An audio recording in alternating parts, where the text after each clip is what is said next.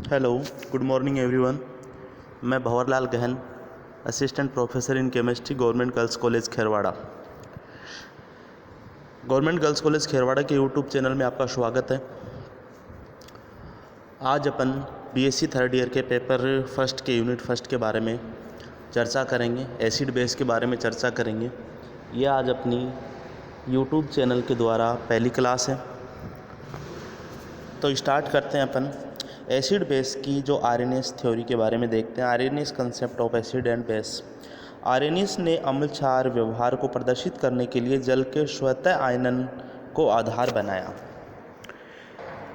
जल है, इसका स्वतः आयनन होता है, आयनाइजेशन होता है H++ OH नेगेटिव। इस अभिक्रिया के साम्य स्थिरांक को जल के आयनीय गुणनफल Kw के द्वारा शो करते हैं, के रूप में देने पर। तो इसका जो आयनीय गुणनफल निकालते हैं, जो आगे ऊपर जो दे रखा है अपने को, जो रिएक्शन दे रखी है, आयोनाइजेशन रिएक्शन दे रखी है H2O से जल H++ OH-, इसका अपन Kw निकालते हैं तो वो होता है H+ और OH की कंसंट्रेशन के बराबर होता है। नेक्स्ट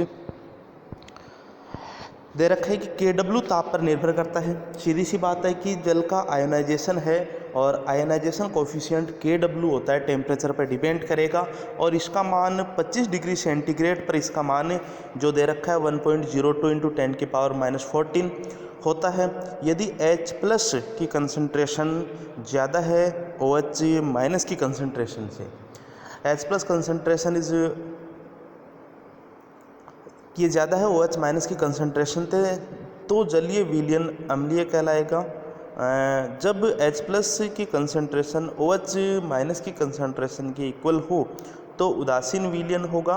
और H+ आयन की concentration is less than OH- ion की कंसंट्रेशन, ये कंडीशन होने पर जो विलयन होगा क्षारीय होगा।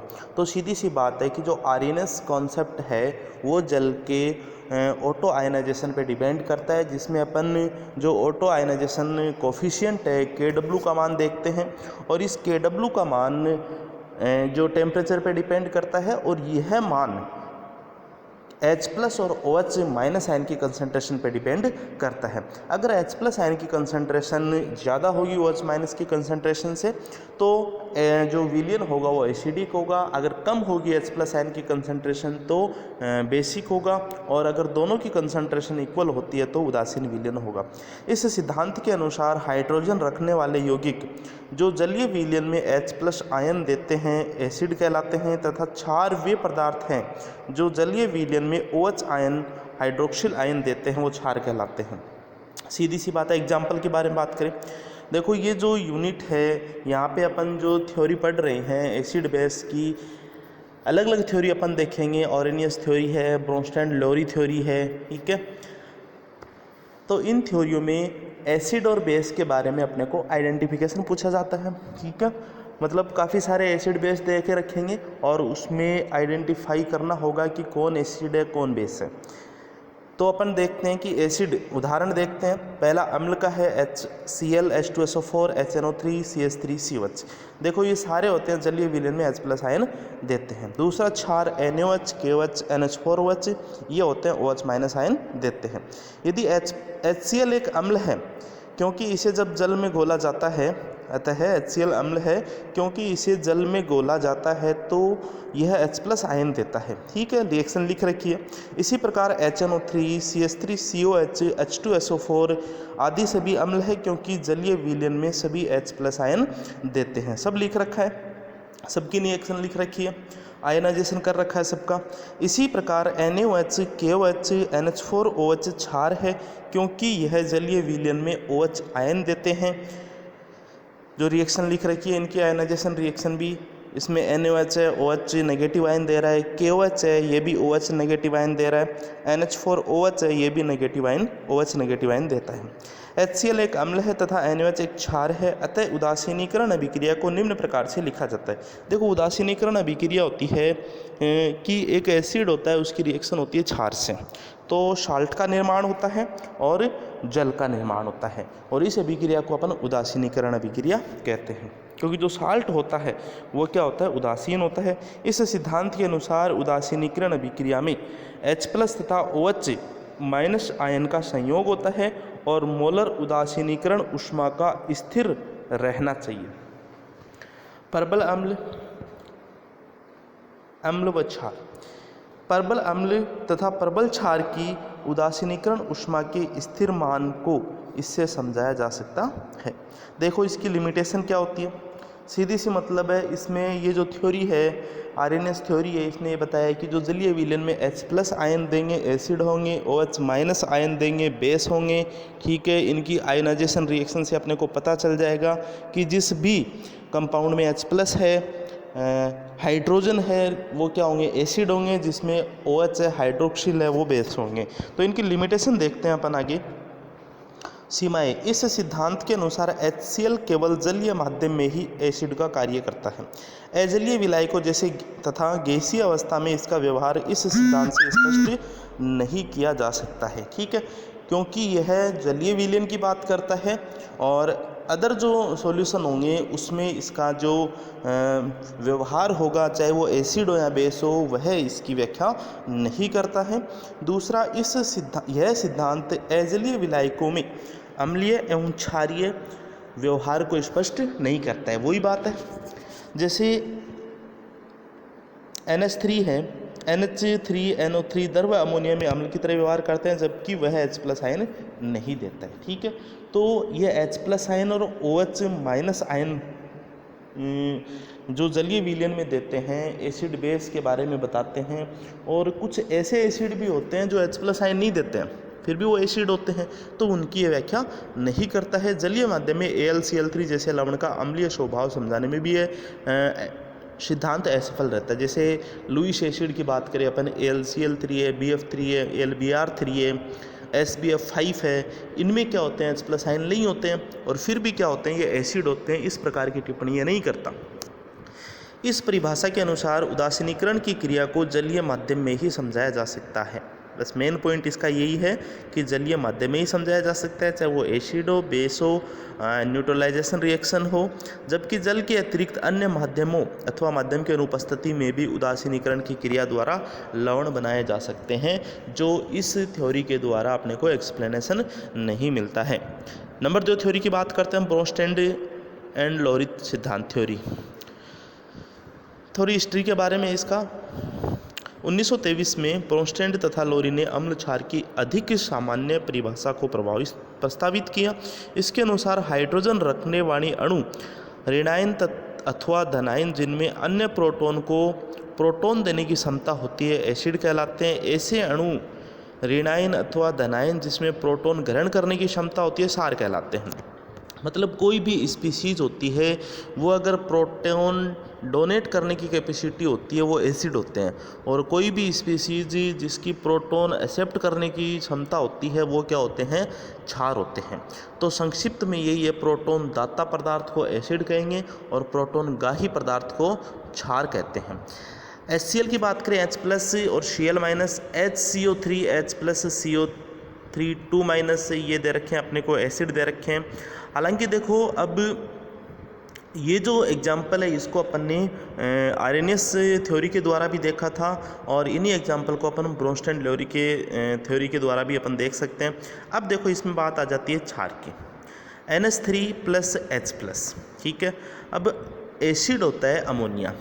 अब अमोनिया की कैपेसिटी क्या होती है, H+ आयन ग्रहण करने की होती है, तो ये क्षार की तरह व्यवहार करता है। HCl की H+ आयन देने की होती है, तो ये एसिड की तरह व्यवहार करता है। इस तरह से अपने को इसमें देखना है।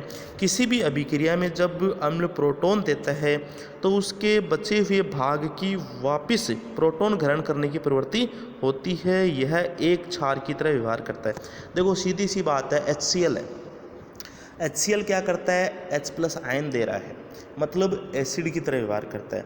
तो इसका जो बचा हुआ भाग है Cl- है, Cl- की कैपेसिटी क्या होगी, H+ आयन ग्रहण करने की होगी। तो Cl- यहाँ पे किसकी तरह व्यवहार करेगा, बेस की तरह व्यवहार करेगा। माना कि एक अभिक्रिया निम्न प्रकार से HCl + H2O H3O plus Cl-। ठीक है, तो इसमें जो HCl वो एसिड होगा और H3O+ है, ठीक है, और इसको क्या होगा, ये बेस होगा क्योंकि इसको क्या चाहिए, H+ आयन चाहिए। इस अभिक्रिया में HCl एक प्रोटॉन जल के रूप में जल के अणु को दे रहा है। यह एक अम्ल है तथा इसका बचा हुआ Cl की प्रवृत्ति होती है ये वापस प्रोटॉन ग्रहण करे, अतः क्षार की तरह व्यवहार करता है। ठीक है, प्रोटॉन के ऐसे युग्म जो प्रोटॉन को देकर या ग्रहण कर एक दूसरे में परिवर्तित हो सकते हैं संयुग्मी अम्ल क्षार कहलाते हैं। जो यह अवधारणा थी ब्रोंस्टैंड-लोरी सिद्धांत की अवधारणा थी, यह अवधारणा अपने को कॉन्जुगेटेड एसिड और कॉन्जुगेटेड बेस के बारे में बताती है। देखो तो मैं आपको इसमें जो लिख रखा है वो यही है कि जो बचा हुआ जो भाग है वो किसकी तरह व्यवहार करता है, एसिड से बचा हुआ भाग बेस की तरह व्यवहार करता है, तो वह उसका क्या होगा, कॉन्जुगेटेड बेस होगा।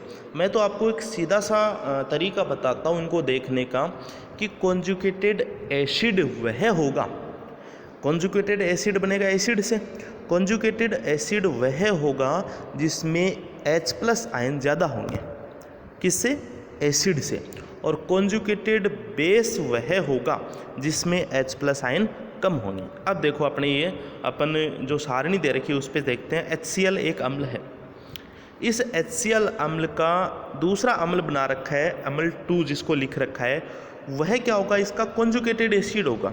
तो HCl और इधर क्या दे रखा है, H3O+। ठीक है, एसिड है उसका अपन देखते हैं क्षार1। ठीक है, ये इसका क्या होगा, कॉन्जुगेटेड क्षार होगा। कॉन्जुगेटेड क्षार की अपन बात करते हैं तो एक H+ आयन कम है तो Cl-। इसी तरह से अपन देखते हैं क्षार था H2O, इसका जो अम्ल 2 देखते हैं अपन, ये इसका क्या होगा, कॉन्जुगेटेड एसिड होगा। ठीक है, कॉन्जुगेटेड एसिड होगा तो H2O का कॉन्जुगेटेड एसिड कौन सा होगा, जिसमें एक H+ आयन ज़्यादा है तो H3O+। इसी तरह से अपने को देखना है, अपन लास्ट अपना एग्जाम्पल के पे जाते हैं H2O, और इसका बना रखा है जो क्षार बना रखा है कॉन्जुगेटेड बेस, वो क्या होगा, OH-, और CO3-2, CO3-2 है क्षार 2 जिसको लिख रखा है, उसका कॉन्जुगेटेड एसिड कौन सा बना रखा है, जिसमें एक H+ आयन ज़्यादा हो। तो सीधी सी बात है, कॉन्जुगेटेड एसिड में एक H+ आयन ज़्यादा होगा और कॉन्जुगेटेड बेस में एक H+ आयन कम होगा। ठीक है, साम्यावस्था में मिश्रण में दो अम्ल HCl व H3O+ प्रोटॉन त्यागने में एक दूसरे के प्रतिस्पर्धी हैं, मतलब दोनों एक दूसरे के प्रतिस्पर्धी हैं, इसमें HCl प्रभावी है, अतः यह एक प्रबल अम्ल है। इसी प्रकार से दो क्षार H2O तथा एवं Cl- भी आपस में प्रतिस्पर्धी है, परंतु H2O प्रोटॉन ग्रहण करने में अधिक प्रभावी है, यह भी क्या होगा, एक प्रबल क्षार होगा। अब अपने को इनमें जो स्ट्रॉन्ग एसिड है, स्ट्रॉन्ग बेस के बारे में भी अपन देख सकते हैं। देखो जिसमें H+ आयन ज़्यादा होगा एक, ठीक है, वो स्ट्रॉन्ग एसिड होगा ऑटोमेटिकली, और जिसमें H+ आयन कम होगा वो क्या होगा, वीक एसिड होगा और स्ट्रॉन्ग बेस होगा। तो देखो अपन बात करें, एक तो इसमें दे रखा है कि HCl और दूसरा दे रखा है H3O+। ठीक है, अब इसमें अपने को देखना है एसिडिक नेचर। अब एसिडिक नेचर की अपन बात करते हैं तो जो HCl है यहाँ पे H+, इसकी क्या होगी, जो कंपेरेटिव होगा H+ देने की जो क्षमता होगी वो ज़्यादा होगी, और H3O+ क्या होता है कि इलेक्ट्रॉन एक्सेप्टर ग्रुप होता है। ठीक है, इलेक्ट्रॉन की कमी होती है इस ग्रुप पे, तो यह क्या होता है, H+ आयन नहीं देगा। ठीक है, कम होगा कंपेरेटिवली। इस तरह से अपन देखते हैं स्ट्रॉन्ग एसिड स्ट्रॉन्ग बेस के बारे में। नेक्स्ट अपन चर्चा करते हैं, इस प्रकार प्रबल अम्ल व एवं द्रुबल क्षार की एक संयुग्मी अम्ल क्षार युग्म एवं द्रुबल अम्ल एवं प्रबल क्षार एक संयुग्मी अम्ल क्षार युग्म बनाते हैं। ठीक है, ब्रोंस्टैंड-लोरी सिद्धांत की उपयोगिता, यह सिद्धांत पदार्थों को स्वयं के आधार पर अम्ल व क्षारों में विभाजित एवं परिभाषित करता है। ठीक है, न कि जलीय विलयन में उसके आयनों के आधार पर, मतलब जो नेचर होगा, जो पदार्थ होगा उसका जो नेचर होगा उस पर डिपेंड करता है ब्रोंस्टैंड-लोरी सिद्धांत के अनुसार।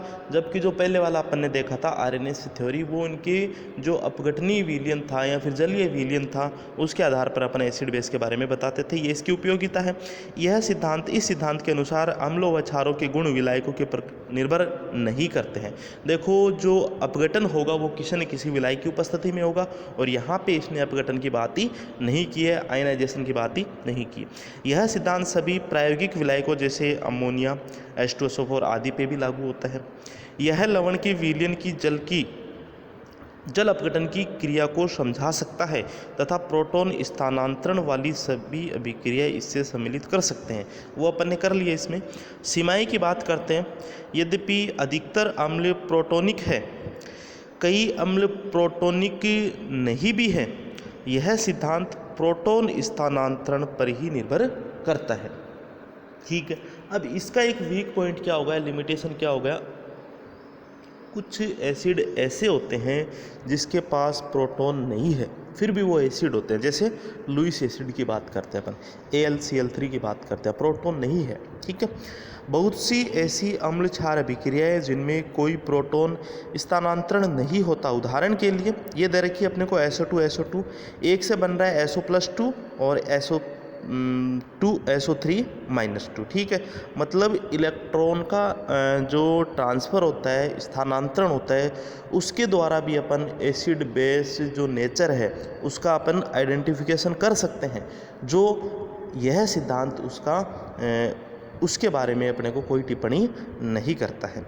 अतः यह सिद्धांत अप्रोटोनिक विलायकों जैसे COCl2, SO2, N2O4, BrBF3, AlCl3, SBF5 जिसमें प्रोटॉन नहीं होते उन पर लागू नहीं होता है। ठीक है, इनके लिए अपन नेक्स्ट थ्योरी की चर्चा करेंगे जो अपन नेक्स्ट वीडियो में देखते हैं। Thank you so much.